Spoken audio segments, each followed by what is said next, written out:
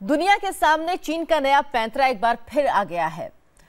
Sikkim border विवाद पर चीन ने नई चाल चली। इजरायल दौरे के बाद प्रधानमंत्री जर्मनी में ब्रिक्स और G20 सम्मेलन में भाग लेने कल पहुंचेंगे। इस बीच चीन के विदेश मंत्रालय ने बयान दे दिया है कि जर्मनी में मोदी से चीन के राष्ट्रपति नहीं मिलेंगे और न ही दोनों की कोई द्विपक्षीय वार्ता होगी।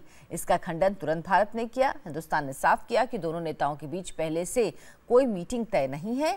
चीन बिना पूछे ही भारत के साथ द्विपक्षीय वार्ता से इनकार कर रहा है। चीन की इस चाल को सिक्किम बॉर्डर विवाद में दबाव बनाने की कार्रवाई के तौर पर देखा जा रहा है।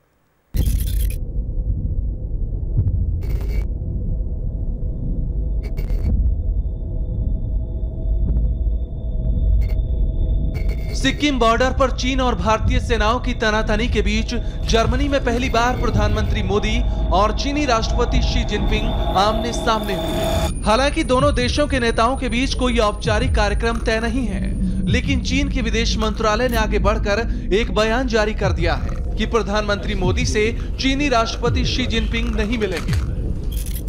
प्रधानमंत्री मोदी और राष्ट्रपति शी जिनपिंग के बीच हैम्बर्ग में हो रहे G20 सम्मेलन के दौरान बैठक के लिए माहौल नहीं है, क्योंकि दोनों देशों की सेनाएं सिक्किम सेक्शन में आमने सामने हैं। इस नए पैंतरे को सिक्किम बॉर्डर विवाद पर चीन की नई चाल के तौर पर देखा जा रहा है। चीन भारत पर दबाव बनाने की नीति पर काम कर रहा है। इसी नीति के तहत चीन के विदेश मंत्रालय ने प्रधानमंत्री मोदी से चीनी राष्ट्रपति शी जिनपिंग की उस बैठक को खत्म करने की बात कर दी जो पहले से तय नहीं थी। आपको बता दें कि 3 दिन के सफल इजरायल दौरे के बाद प्रधानमंत्री मोदी गुरुवार को जर्मनी पहुंचे हैं।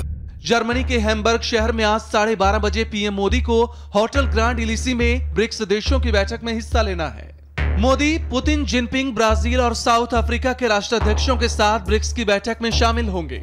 सिक्किम बॉर्डर पर तनाव के बीच ब्रिक्स की इस बैठक में मोदी और जिनपिंग का सामना होगा।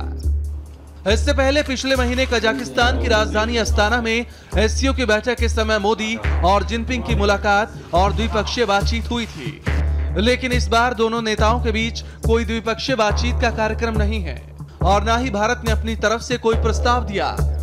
सिक्किम के डोकलाम इलाके में 19 दिन से भारत और चीन की सेनाएं आमने सामने हैं।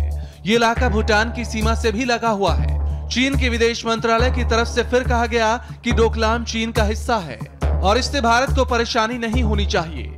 दरअसल सड़क के बहाने चीन नापाक चाल चल रहा है। वो भारत को उकसा रहा है। ड्रैगन की चाल है कि वो जोर जबरदस्ती कर हिंदुस्तानी इलाकों या भारत के दोस्त भूटान के डोकलाम इलाके को हड़प ले। डोकलाम में इंडिया से तनाव के बाद चीनी टैंक युद्ध का अभ्यास कर रहे हैं। 第二，中方作为安理会的常任理事国，一贯全面准确、认真严格地执行安理会的涉朝决议，履行我们的国际义务。我们做出的努力也是有目共睹的。第三，作为邻国，我想中朝之间也保持着正常的经贸往来。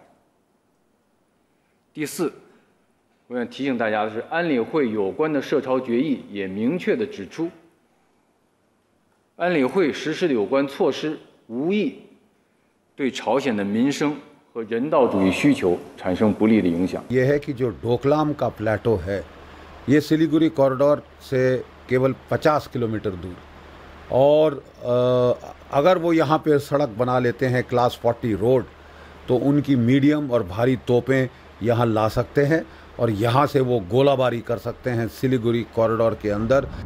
चीन बार बार भारत को धमकाने की कोशिश में लगा हुआ है।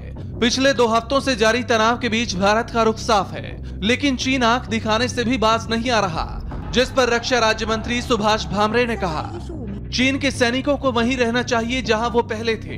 वो भूटान के इलाके में घुस आए हैं, उन्हें भूटान के इलाके में नहीं आना चाहिए। ये हमारी सुरक्षा का सवाल है और यही हमारा स्टैंड है। रक्षा मंत्री अरुण जेटली ने भी कुछ दिन पहले साफ कर दिया कि अब भारत 1962 वाला भारत नहीं है, इसलिए चीन को ये सोचना चाहिए कि वो कोई दुस्साहस करेगा और भारत चुपचाप बैठा रहेगा।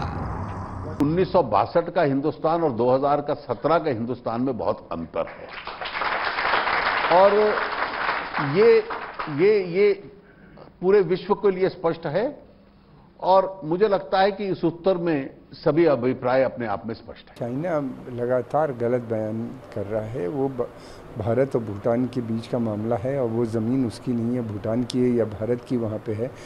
वो स्ट्रेटेजिक लोकेशन है। भारत, चाइना और भूटान वहाँ पे आके मिलते हैं उस ज़मीन पर। वो प्रधानमंत्री मोदी आज और 8 जुलाई को हैम्बर्ग में G20 सम्मेलन में हिस्सा लेने वाले हैं। पीएम मोदी की जापान के प्रधानमंत्री शिंजो आबे और सऊदी प्रिंस मोहम्मद बिन सलमान से द्विपक्षीय वार्ता होगी। G20 सम्मेलन में ही मोदी अमेरिकी राष्ट्रपति डोनाल्ड ट्रंप से एक बार फिर मुलाकात करेंगे। G20 में दुनिया की 20 बड़ी अर्थव्यवस्था के नेता आतंकवाद, जलवायु परिवर्तन और ग्लोबल ट्रेड पर बातचीत करेंगे।